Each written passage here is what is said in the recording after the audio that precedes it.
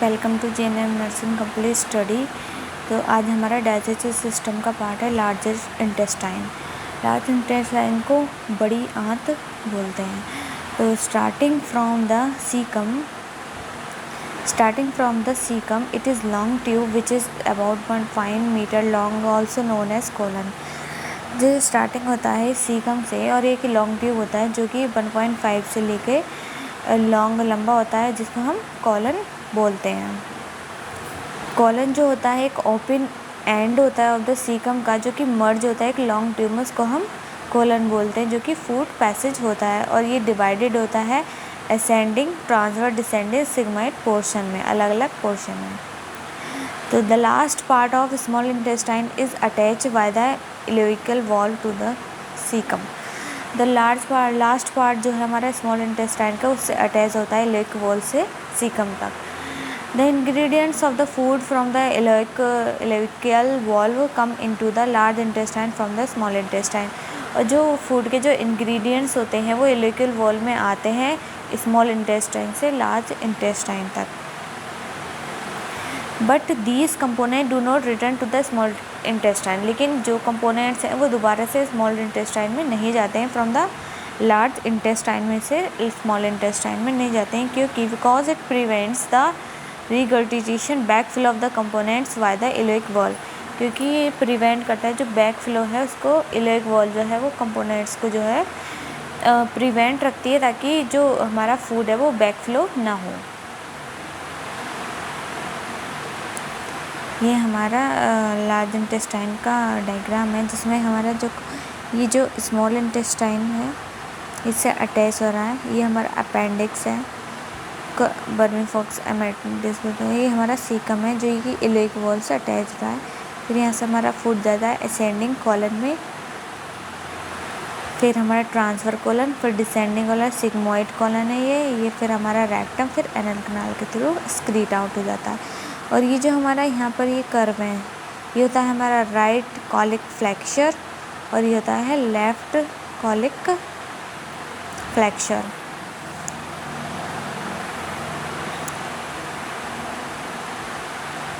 ये हमारा एनस होता है।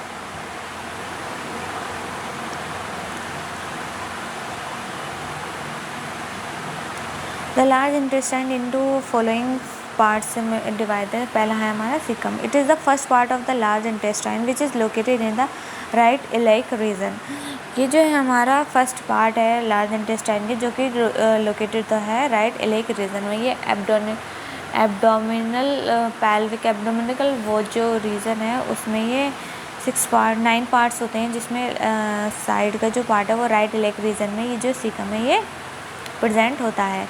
One end is connected to the ascending colon while the other end is closed. एक जो है वो असेंडिंग कॉलन से अटैच होता है वन एंड, और दूसरा जो है वो क्लोज्ड होता है। Ileocecal valve is found on the midway of ascending colon and caecum. Ileocecal valve जो है वो असेंडिंग कॉलन और सीकम के बीच में होता है। Caecum has a small extension at its lower end. Caecum जो है एक स्मॉल एक्सटेंशन है लोअर एंड का, which is tube like structure called vermiform appendix. और इसको हम ये ट्यूब लाइक स्ट्रक्चर होता है जिसको हम बर्मीफॉर्म अपेंडिक्स कहते हैं। It has a length of 30 centimeter and it does not have any role in digestion or absorption.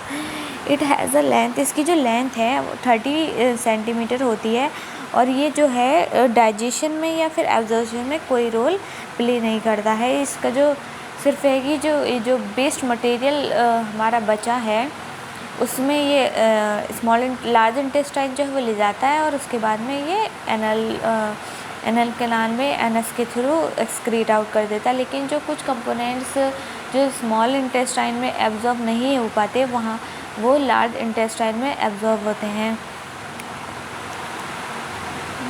तो कुछ पार्ट्स, कुछ इंग्रेडिएंट्स होते हैं फूड के जो एब्जॉर्ब हो जाते हैं और होते हैं। सेकेंड है हमारा ascending colon. Ascending colon is the part of large intestine which is connecting to the caecum at one end and leads upward up to the level of liver.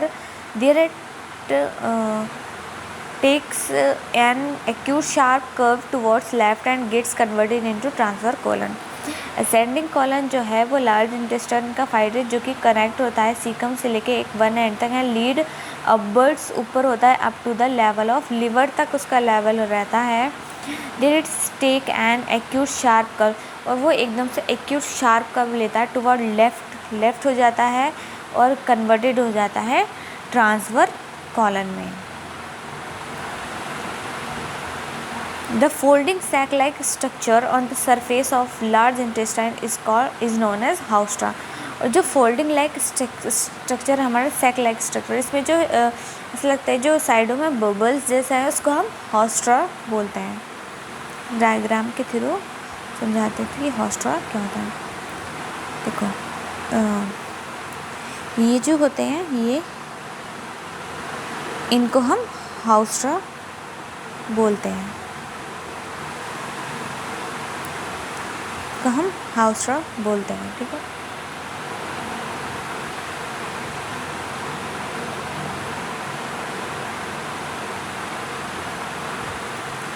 Third है हमारा ट्रांसफर कोलन.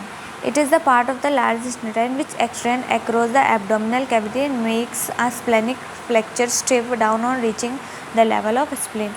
ट्रांसफर कोलन जो है वो large intestine का fibre जो extend होता है abdominal cavity से लेकर और बनाता है एक स्प्लेनिक फ्लेक्चर जो कि बहुत स्टिफ होती है और डाउन ऑन रीचिंग और फिर डाउन हो जाता है अपने लेवल से लेवल ऑफ स्प्लिन में.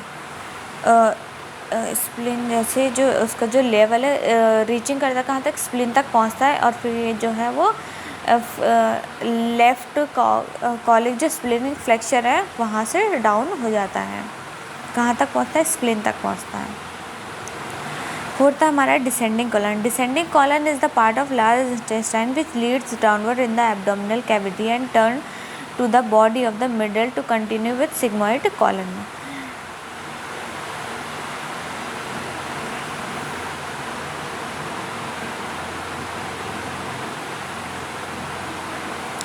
डिसेंडिंग कॉलन जो है वो लार्ज इंटेस्टाइन का फाइबर है जो कि लीड्स करता है डाउनवर्ड, नीचे होता है एब्डोमिनल कैविटी में एंड टर्न फिर वो मुड़ जाता है to the body of the mid line, body के मिड लाइन से एंड टू कंटिन्यू विथ कहाँ तक रहता है, सिग्मोइड कॉलन तक रहता है डिसेंडिंग कॉलन. फिफ्थ है हमारा sigmoid colon. When descending colon enter the true pelvis, और जो डिसेंडिंग कॉलन है वो एंटर करता है एक ट्रू मतलब जो हमारी जो पेल्विस कैविटी है वहाँ तक, और इस स्ट्रक्चर को हम सिग्मोइड कॉलन बोलते हैं. और ये जो सिमिलर की जो शेप होती है वो एस शेप होती है सिग्मोइड कॉलन की. सिक्स्थ है हमारा rectum. Sigmoid colon produce rectal side down. Sigmoid colon जो प्रोड्यूस करती है रेक्टल साइड डाउन में. It is dilated part of the large intestine, और ये जो है वो डायलेटेड पार्ट होता है लार्ज इंटेस्टाइन का जो कि विच is approximately 13 centimetre in the adult. और इसकी जो लंबाई होती है वो 13 सेंटीमीटर होती है एडल्ट में रेक्टम की, जहाँ पर हमारा फेसेज जो स्टूल है वो रहता है, वेस्ट मटेरियल जो रहता है. सेवेंथ हमारा anal canal. The rectum ends to the anal canal. जो रेक्टम जो है वो एनल कैनाल तक एंड हो जाता है. उसके बाद में it is a small tube, और फिर स्मॉल ट्यूब होता है ये which is approximately 3.8 centimetre to 4 centimetre and in adults में ये होता है. इसमें 2 sphincters are found in the anus which regulate anus, जो कि री रेगुलेट्स करते हैं एनस को दोबारा से. इसमें 2 internal sphincter is made up of smooth muscle fibre. एक तो होता है स्मूथ मसल फाइबर जो कि बना हुआ होता है, स्मूथ इंटरनल स्ट्रक्चर जो है वो बना हुआ होता है स्मूथ मसल फाइबर से, और द एक्सटर्नल स्पिंचर जो है बना हुआ होता है मसल स्केलेटल मसल फाइबर से, जो कि जो वॉलंटरी कंट्रोल होता है. ये खुद से हम इसको कंट्रोल कर सकते हैं. जो हमारा कार्डियक है वो हमारा इनवॉलेंट्री कंट्रोल होता है. अब हम इसका स्ट्रक्चर देखते हैं लार्ज इंटेस्टाइन का.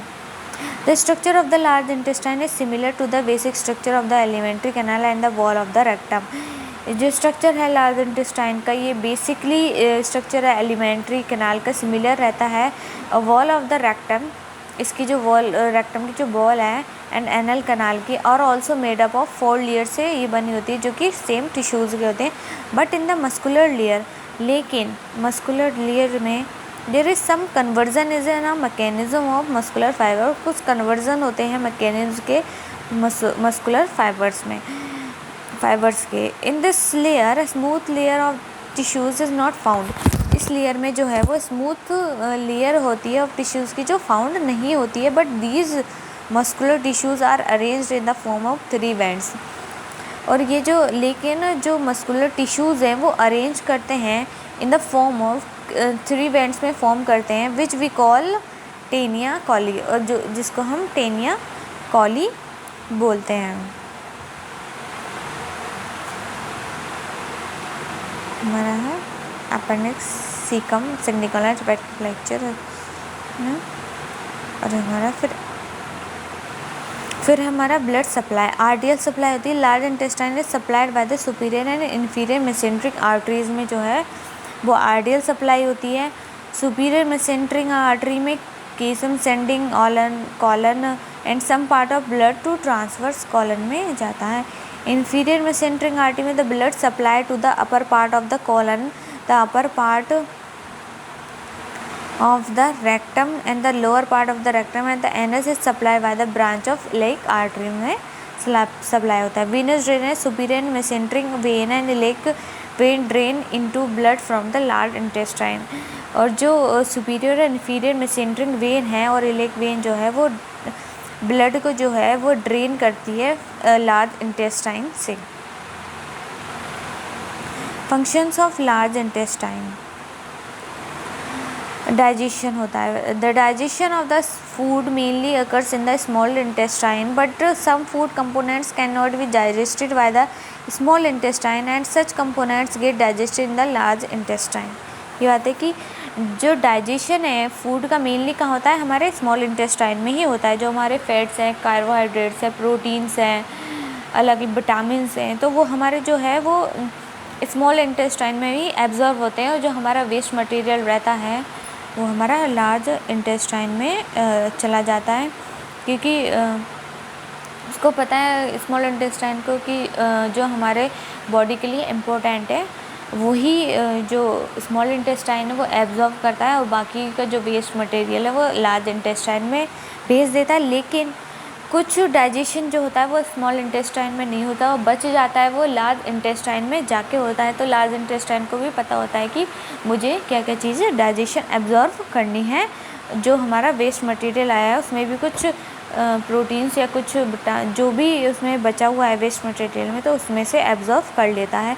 तो कुछ फूड के कंपोनेंट्स होते हैं जो कि डाइजेस्टेड हो जाते हैं लार्ज इंटेस्टाइन में।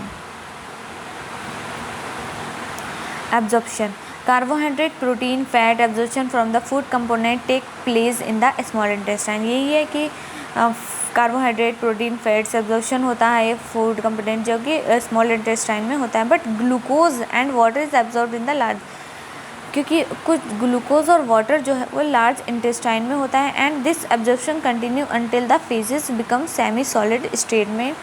जो फेजेस है वो फेजेस जो है वो बिकम हो जाता है सेमी सॉलिड स्टेट में, जब जो हमारा ग्लूकोज और वाटर है जब उसको लार्ज इंटेस्टाइन एब्जॉर्ब कर लेता है तो वो जो हमारा वेस्ट मटेरियल वो सॉलिड फॉर्म में हो जाता है, बदल जाता है। उसके बाद में एनल कैनाल के थ्रू एक्सक्रीट आउट हो जाता है। In this some micro organisms found in the large intestine, कुछ माइक्रो ऑर्गेनिजम्स होते हैं हमारे लार्ज इंटेस्टाइन में जो प्रोड्यूस करते हैं विटामिन के एंड फॉलिक एसिड को। Food do not digest and absorb in the larger, food जो है वो उसके अंदर जो है डाइजेस्ट नहीं होता है, ग्लूकोज और वाटर होता है उसमें लार्ज इंटेस्टाइन में एब्जॉर्ब होता है, डाइजेशन होता है। They are excreted, so this is process of evacuating by the rectum, evacuating हो जाता है रेक्टम के द्वारा, इवैक्यूएटिंग मतलब बाहर निकला, एक्सक्रीशन हो जाता है। इस excretion is uncontrolled in children while in adult it is regulated. Excretion जो है वो चिल्ड्रन में अनकंट्रोल रहता है, वो उस चीज़ को वॉलंटराइज नहीं कर पाते हैं, तो वो उनका जो है बिना सेंसेस के थ्रू ही वो अनकंट्रोल रहता है, और लेकिन एडल्ट में जो है वो रेगुलेटेड होता है, वो उस चीज़ को कंट्रोल कर लेते हैं। उनको जो हमारे जो सेंसरी ऑर्गन्स हैं, हमारे जो नर्व्स हैं, उसको फील करा देती हैं कि हमको एक्सक्रीट आउट करना है, यूरिन है या फिर जो भी हमारा वेस्ट मटेरियल है उसको एक्सक्रीट करना है। तो वो जो हमारे नर्वस सिस्टम से है वो उसको हमको मैसेज दे देती हैं कि अब हमको ये जो हमारा वेस्ट प्रोडक्ट है या फिर हमारा स्टूल है उसको पास आउट करना है। तो ये था हमारा लार्ज इंटेस्टाइन का। और अगर आपको वो आगे पढ़ना है कौन सा टॉपिक, तो प्लीज़ मुझे कमेंट में बताइए। Thank you so much.